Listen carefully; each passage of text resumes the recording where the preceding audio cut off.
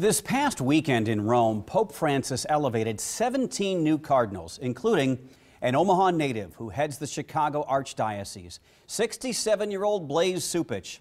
Recently, I traveled to Chicago and learned that Omaha remains very close to his heart. People at home are having fun with it. My brother Rich has come up with this saying that this gives a whole new meaning for a Nebraskan to say "Go Big Red." So, the first cardinal ever from Nebraska has not lost his sense of humor and certainly not forgotten his roots. I recall my days in South Omaha with great fondness and affection, a place where it really did prepare me for life, and especially to the ethic of hard work. I think that is something that marks that part of town. In a sit-down interview at the Archdiocese of Chicago, where Blase Supich has been Archbishop since 2014, the grandson of Croatian immigrants took me for a bit of a walk down memory lane.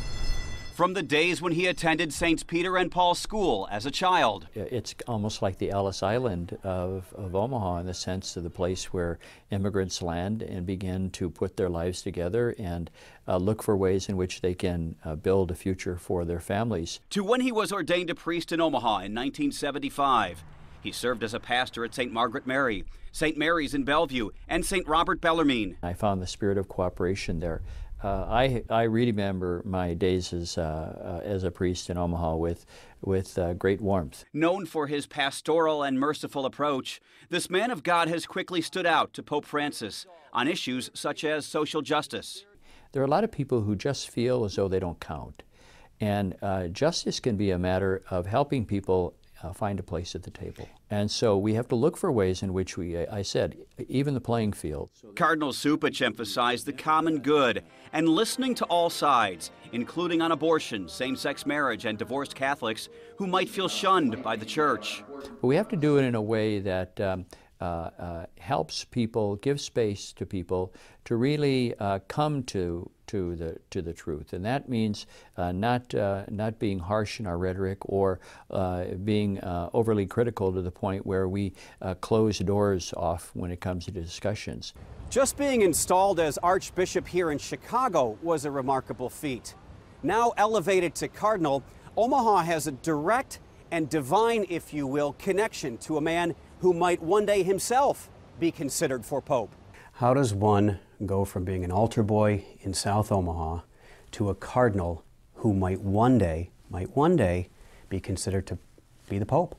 Well, I think that everybody has, if they look back on their life, there is a sense of surprise that God has for all of us and the way that our life has unfolded.